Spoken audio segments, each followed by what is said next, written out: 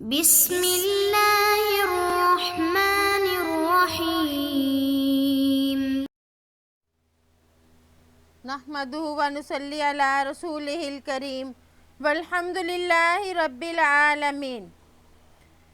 ہمارے آج کے سبق کی ابتدا حضرت حذیفہ رضی اللہ عنہ کی حدیث مبارک سے ہوگی۔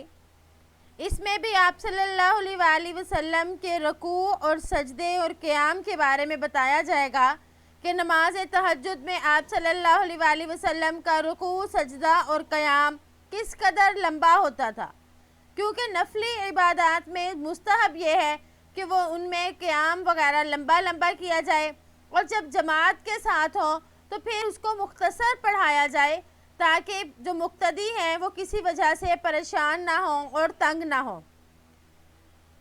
عن حذیفہ رضی اللہ عنہ قال صلیت مع النبی صلی اللہ علیہ وسلم ذات لیلۃ فافتح البقرہ فقلت یرکع عند المئة ثم مضى فقلت يصلي بها في ركعة فمضى فقلت يركع بها ثم افتتح النساء فقرأها ثم افتتح آل عمران فقرأها يقرأ مترسلا إذا مر بآية فيها تسبيح سبح وإذا مر بسؤال سأل وإذا مر بتعوذ تعوذ ثم ركع فجعل يقول سبحان ربي العظيم فكان ركوعه نحوا من قيامه ثم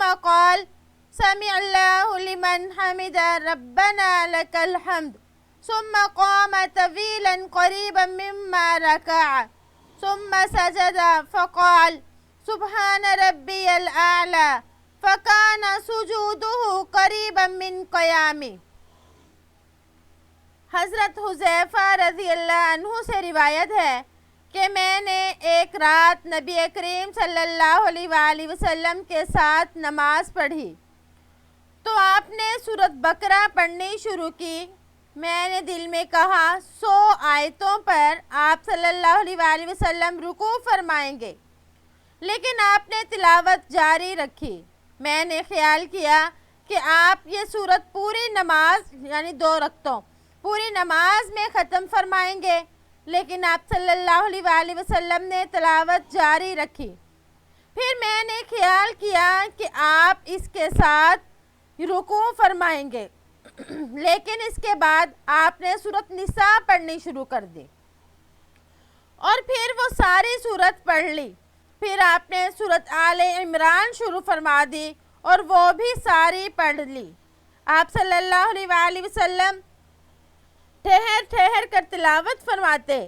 جب آپ صلی اللہ علیہ وآلہ وسلم ایسی آیت پڑھتے جس میں تسبیح کا ذکر ہوتا تو آپ صلی اللہ علیہ وآلہ وسلم تسبیح کرتے تھے، اور جب کسی سوال والی آیت کی تلاوت کرتے تو سألا تو آپ صلی اللہ علیہ وآلہ وسلم سوال کرتے، اور جب کسی پناہ مانگنے والی آیت تلاوت فرماتے تو تعوذ تو آپ صلی اللہ علیہ وآلہ وسلم پناہ طلب کرتے۔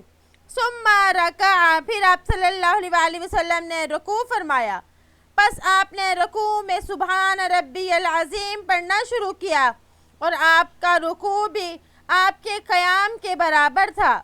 پھر آپ صلی اللہ علیہ وآلہ وسلم نے رکوع سے سر اٹھایا اور سمع اللہ لمن حمد ربنا لک الحمد پڑھا۔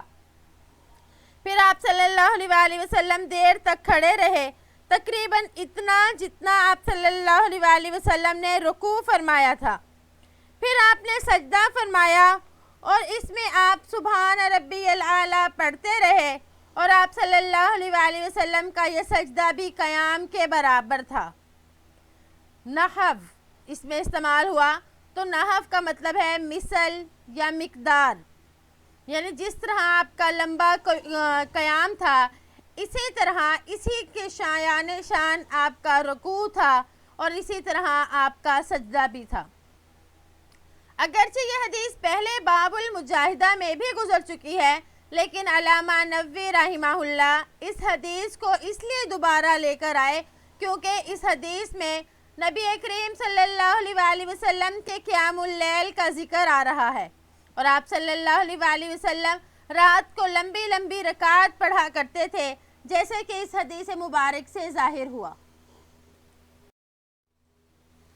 وعن جابر رضی اللہ عنہ قال سئل رسول اللہ صلی اللہ علیہ وسلم ای الصلاة افضل قال طول القنوت رواہ مسلم المراد بالقنوت القیام۔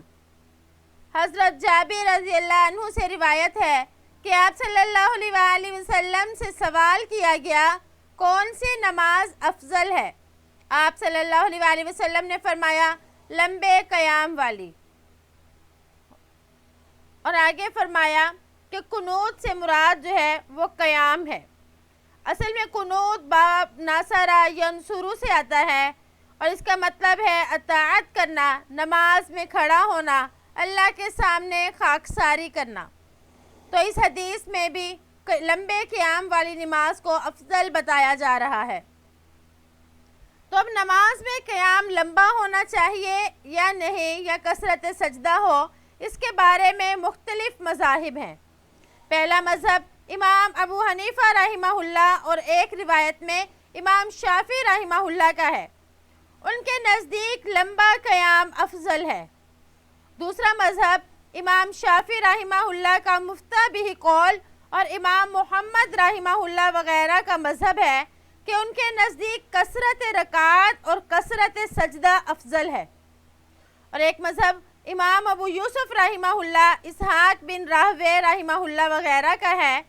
وہ حضرات یہ فرماتے ہیں کہ دن میں جو ہے وہ رکعات کی کثرت افضل ہے، اور رات کے وقت لمبے لمبے قیام والی نماز افضل ہے۔ اور یہ جو اب ہم نے حدیث پڑھی، یعنی جو حضرت جابر رضی اللہ عنہ والی حدیث ہے، تو اس سے بھی امام ابو حنیفہ رحمہ اللہ کے مذہب کی تائید ہو رہی ہے کہ جس میں آپ صلی اللہ علیہ وآلہ وسلم نے ارشاد فرمایا کہ بہتر نماز لمبے قیام والی ہے۔ وعن عبداللہ بن عمر بن العاص رضی اللہ عنہما ان رسول اللہ صلی اللہ علیہ وسلم قال احب الصلاة الى اللہ عز وجل صلاة داود واحب الصیام الى اللہ صیام داود کان ینام نصف اللیل ویقوم ثلثہ وینام سدسہ ویصوم یوما ویفطر یوما متفق علیہ۔ حضرت عبداللہ بن عمر بن عاص رضی اللہ عنہما سے روایت ہے کہ نبی کریم صلی اللہ علیہ وآلہ وسلم نے ارشاد فرمایا کہ اللہ جل شانہ کے ہاں سب سے زیادہ محبوب نماز حضرت داؤد علیہ السلام کی نماز ہے، اور سب سے زیادہ محبوب روزے حضرت داؤد علیہ السلام کے روزے ہیں۔ وہ آدھی رات سوتے تھے اور اس کے تیسرے حصے میں عبادت کے لیے اٹھ جاتے، اور اس کے چھٹے حصے میں سو جاتے، اور ایک دن روزہ رکھتے اور ایک دن روزہ چھوڑ دیتے۔ اس حدیث مبارک میں حضرت داؤد علیہ السلام کے روزہ رکھنے کی اور قیام اللیل کی کیفیت کو بتایا کہ اللہ جل شانہ کے ہاں سب سے زیادہ محبوب حضرت داؤد علیہ السلام کی نماز ہے۔ پھر اس کی کیفیت بتائی کہ وہ کیسی تھی اور وہ کس وقت میں پڑھی جاتی تھی، بلکہ کیفیت نہیں اس کا وقت بتایا، اور وہ یہ ہے کہ آدھی رات سوتے اور پھر تیسرے حصے میں عبادت کے لیے اٹھ جاتے، اور اس کے چھٹے حصے میں پھر سو جاتے تھے۔ تو اس طریقے سے نماز پڑھنے سے آدمی 2/3 تقریباً سوئے گا، اور جب اس کا نفس اتنی دیر آرام کرے گا تو پھر جو عبادت کی جائے گی اس میں پوری فرحت اور بشاشت بھی ہوگی۔ پھر ان کے روزے کے بارے میں فرمایا کہ یصوم یوما ویفطر یوما، یعنی ایک دن روزہ رکھتے اور ایک دن افطار کرتے تھے۔ تو اس طرح روزہ رکھنے میں ایک طرف محنت اور مشقت بھی زیادہ ہوتی ہے، اور کچھ درمیانے دن میں کھانے پینے کو بھی مل جاتا ہے، یعنی جو درمیانے دن کا وقفہ ہوتا ہے اس میں کھا پی سکتے ہیں۔ تو رات کا قیام اور دن کے روزے اگر اسی ترتیب داؤدی پر رکھے جائیں تو علماء کا فرمان ہے کہ یہ طریقہ مستحب ہے۔ وعن جابر رضی اللہ عنہ قال سمعت رسول اللہ صلی اللہ علیہ وسلم یقول ان فی اللیل لساعہ۔ حضرت جابر رضی اللہ عنہ سے روایت ہے، فرماتے ہیں کہ میں نے سنا رسول اللہ صلی اللہ علیہ وسلم سے فرماتے ہوئے، ان فی اللیل بے شک رات میں ایک گھڑی ہے، لا یوافقها رجل مسلم یسأل اللہ خیرا من امر دنیا والآخرہ الا اعطاہ ایاہ وذالک کل لیلہ، کہ رات میں ایک ایسی گھڑی ہے اور اس میں دنیا اور آخرت کی کوئی بھلائی کا سوال کرے تو اللہ جل شانہ اسے ضرور عطا فرما دیتے ہیں، اور یہ گھڑی ہر رات کو ہوتی ہے۔ تو اس میں آپ صلی اللہ علیہ وآلہ وسلم نے فرمایا کہ ہر شب ہر رات ایک ایسی گھڑی آتی ہے اور وہ ضرور ہوتی ہے جس میں بندہ جو کچھ بھی مانگے تو اللہ جل شانہ اس کو ضرور عطا فرماتے ہیں۔ تو یہ گھڑی کب ہوتی ہے؟ علماء نے اس کے بارے میں اپنی رائے دی۔ کسی نے فرمایا کہ یہ گھڑی جو ہے یہ نصف اللیل یعنی آدھی رات کے وقت ہے، اور کسی نے کہا کہ آخری شب یعنی سحری کا وقت اس سے مراد ہے۔ بہرحال رات کی اس گھڑی کو اللہ جل شانہ نے چھپا رکھا ہے، جیسے کہ ساعت جمعہ کو بھی چھپایا ہے اور لیلۃ القدر وغیرہ کو بھی اللہ نے ظاہر نہیں فرمایا، تاکہ لوگ اس کو تلاش کرنے میں زیادہ سے زیادہ عبادت کریں۔ تو اللہ تعالیٰ نے اس کو صراحتاً نہیں بتایا، لیکن آپ صلی اللہ علیہ وآلہ وسلم کے اس فرمان سے ہمیں یہ معلوم ہوتا ہے کہ رات کی عبادت بہت فضیلت والی ہے۔ اگر کوئی شخص پوری رات عبادت کرے گا تو انشاءاللہ وہ ضرور اس گھڑی کو پا لے گا۔ وعن ابی ہریرہ رضی اللہ عنہ ان النبی صلی اللہ علیہ وسلم قال اذا قام احدكم من الليل فليفتتح الصلاة بركعتين خفيفتين رواہ مسلم۔ حضرت ابو ہریرہ رضی اللہ عنہ سے روایت ہے کہ نبی کریم صلی اللہ علیہ وآلہ وسلم نے ارشاد فرمایا، جب تم میں سے کوئی شخص رات کو عبادت کے لیے کھڑا ہو تو وہ نماز کا آغاز 2 مختصر رکعتوں سے کرے۔ مسلم نے اس کو روایت کیا۔ تو اس حدیث میں فرمایا آپ صلی اللہ علیہ وآلہ وسلم نے کہ 2 ہلکی رکعت پڑھے۔ تو ان ہلکی رکعات سے کون سی نماز مراد ہے؟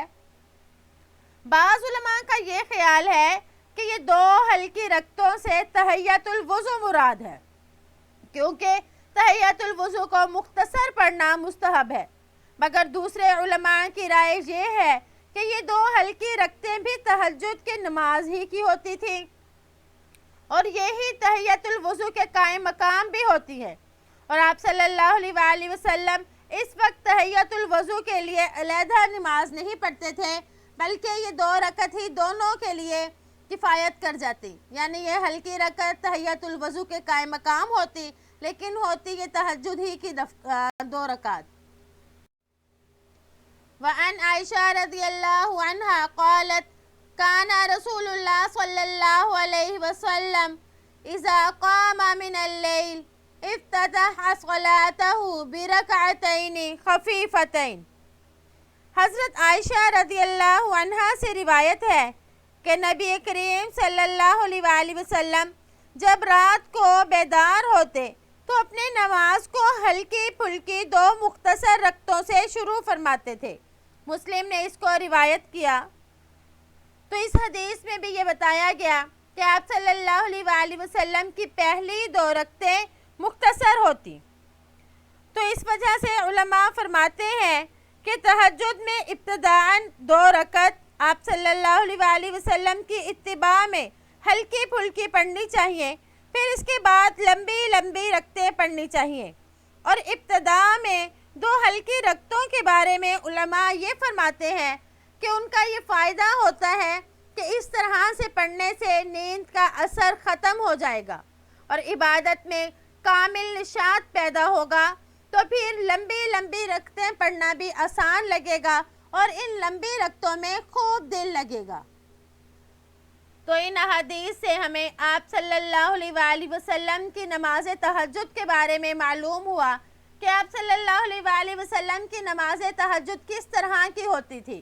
اللہ تعالیٰ سے دعا ہے کہ اللہ تعالیٰ ہمیں فرض نمازوں کو بھی صحیح معنی میں قائم کرنے کی توفیق عطا فرمائے اور اس کے بعد نفلی نمازیں پڑھنے کی بھی توفیق دے، اور نفلی نمازوں میں سب سے زیادہ فضیلت والی نماز نماز تہجد ہے۔ تو اللہ تعالیٰ ہمیں تہجد کا پابند بنائے۔ امید ہے کہ آپ کو آج کا سبق سمجھ آ گیا ہوگا۔ السلام علیکم ورحمۃ اللہ وبرکاتہ۔